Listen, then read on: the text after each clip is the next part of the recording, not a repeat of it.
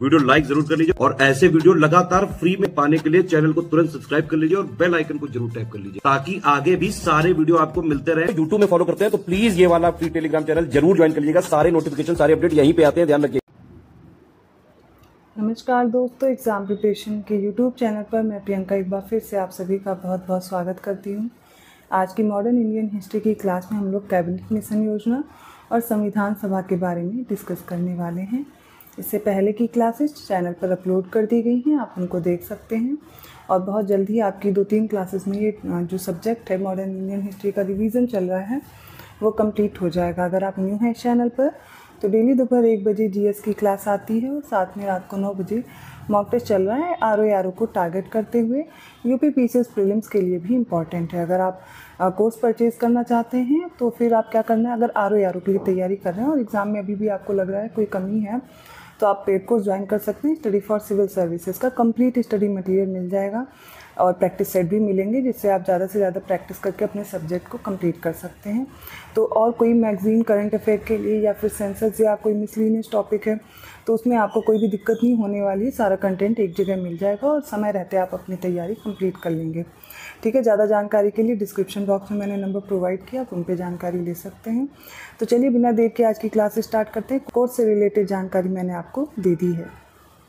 तो सबसे पहले समझेंगे कैबिनेट मिशन योजना के तहत क्या हुआ। इटली की सरकार थी और इन्होंने फरवरी 1946 में भारत के लिए एक बातचीत शांतिपूर्ण तरीके से सत्ता हस्तांतरण के तरीकों और साधनों का पता लगाने के लिए 3 ब्रिटिश कैबिनेट सदस्यों को भेजा था।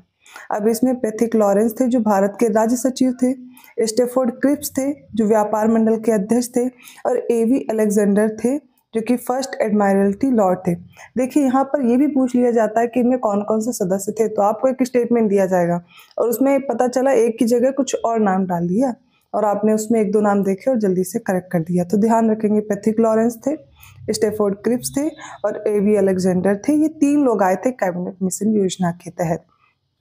ठीक है, फिर इसके बाद क्या होता है, इनके एक उच्च शक्ति वाले मिशन को भारत में भेजने की घोषणा की गई थी और इसके अध्यक्ष कौन थे, तो पैथिक लॉरेंस इस मिशन के अध्यक्ष थे। ठीक है, अब देखिए 16 मई 1946 को क्या होता है, कैबिनेट मिशन ने अपने प्रस्तावों की घोषणा की और इसमें क्या क्या प्रस्ताव थे, क्या बताया उन्होंने, वो भी देख लीजिए।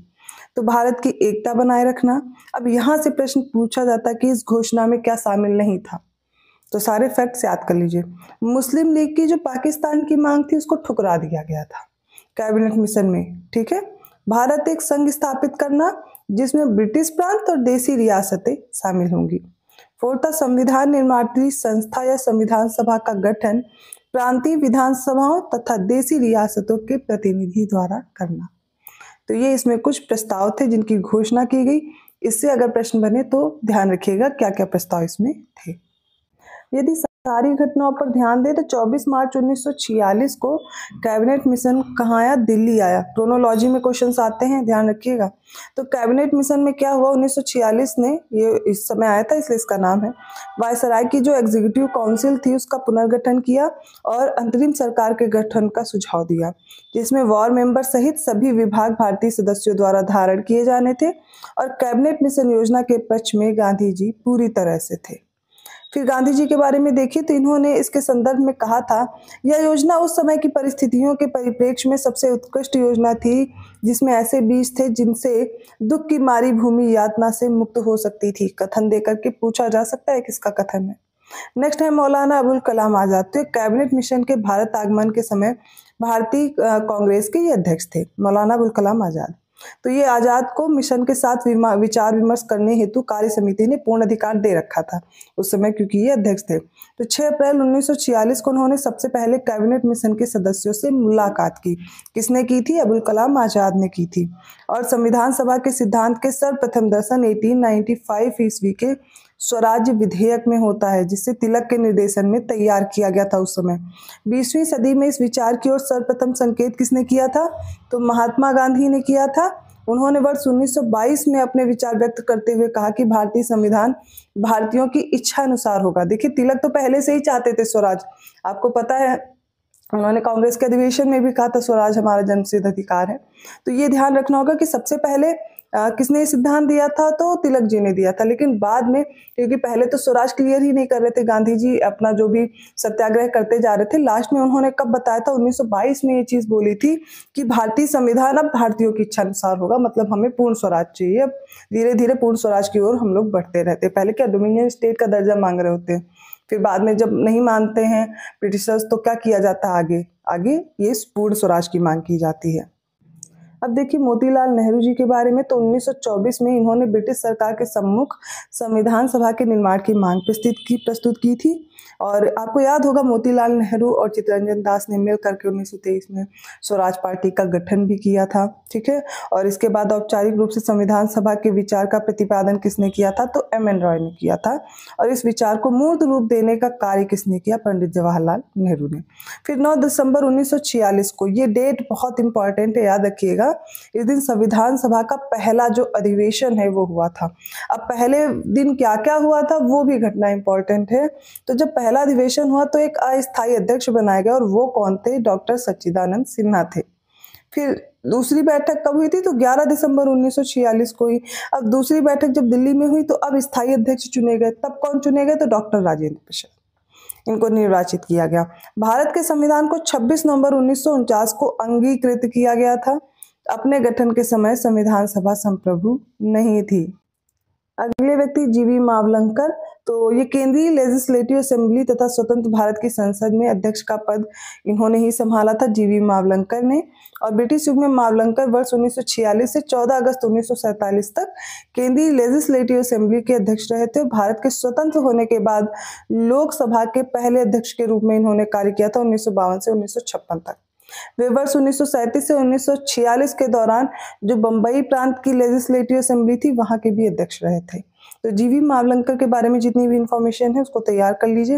अब क्या होता है, कांग्रेस द्वारा वायसराय के नवीनतम प्रस्तावों को स्वीकार करने के बाद 1 अगस्त 1946 को वेवेल ने कांग्रेस अध्यक्ष जवाहरलाल नेहरू को अंतरिम सरकार के गठन के लिए निमंत्रण दिया। और 24 अगस्त 1946 को पंडित नेहरू के नेतृत्व में भारत की जो पहली अंतरिम राष्ट्रीय सरकार है इसकी घोषणा की गई। और 2 सितंबर 1946 को इसका गठन हुआ। गठन के बाद, जिसमें प्रारंभ में मुस्लिम लीग भागीदार नहीं थी, बाद में शामिल होते हैं। तो अंतरिम सरकार का गठन जब हुआ तो डॉक्टर राजेंद्र प्रसाद वर्ष 1946 में बनी भारत की अंतरिम सरकार में खाद्य और कृषि मंत्री थे। और इस सरकार में रक्षा विभाग किसको दिया गया था? तो बलदेव सिंह के पास था। ये मैं करा चुकी हूँ, अलग से लिस्ट आपको नहीं तैयार है, मैं फिर से याद करा दूंगी, पर इसको आपको तैयार रखना होगा। जबकि विदेश मामले और राष्ट्रमंडल संबंधी जो विभाग था वो जवाहरलाल नेहरू के पास था। 1946 के अंतिम सरकार में आसफ अली को रेल और परिवहन विभाग सौंपा गया था। अब 2 सितंबर 1946 को जो अंतिम सरकार गठित हुई उसमें लियाकत अली प्रारंभ में शामिल नहीं थी। लियाकत अली सहित 5 सदस्यों को 26 अक्टूबर 1946 को सरकार में मंत्री का पद दिया गया था, इनको मंत्री बनाया गया। इसके कारण 3 कांग्रेसी सदस्य थे, सैयद अली जहीर, शरद चंद्र बोस और सर सफात अहमद खां को हटना पड़ा था। नेक्स्ट है A.K. फजलुल हक।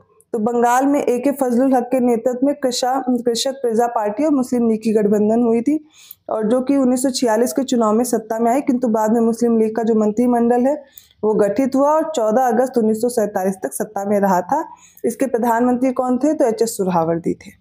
फिर 16 अगस्त 1946 की तिथि में मुस्लिम लीग द्वारा सीधी कार्रवाई दिवस मनाई जाती है, ये सुनिश्चित की गई थी। तो डेट याद कर लीजिए, 16 अगस्त 1946। और वायसराय के अंतरिम सरकार के फैसले को नामंजूर किया इन्होंने, और मुस्लिम लीग ने स्वतंत्र और प्रभुता संपन्न एक राज्य की मांग की थी, पाकिस्तान राज्य की मांग कर रहे थे। उक्त तिथि को दंगे फैलाना, आतंक का माहौल बनाकर ये सब प्रदर्शित करना था कि हिंदू मुस्लिम एक साथ कभी रह ही नहीं सकते, और इस कार्रवाई में नोआखली दंगे का प्रमुख केंद्र रहा था। ठीक है, तो ये मुस्लिम लीग सीधी कार्रवाई दिवस भी आप डेट याद कर लीजिएगा। अब इसमें आपने इतने फैक्ट्स पढ़े हैं क्रोनोलॉजी में, या स्टेटमेंट वाइज क्वेश्चन भी बनते हैं, तो आप इससे संबंधित याद रखिएगा। ठीक है, आज की क्लास कैसी लगी कमेंट करके जरूर बताइएगा। वीडियो अच्छा लगा तो प्लीज लाइक कर दीजिए, चैनल को भी सब्सक्राइब कर लीजिए और लोगों को शेयर भी करते रहिए। और कोई टॉपिक अगर आपको नहीं तैयार है और आपको लगता है कि आपको उसकी क्लास चाहिए तो आप टॉपिक कमेंट कर दीजिएगा, मैं वो भी कवर कर दूंगी। आपके जिन भी टॉपिक्स में डाउट है, जिन भी सब्जेक्ट में डाउट है, मैं उनकी क्लासेस ऐड करती जाऊंगी।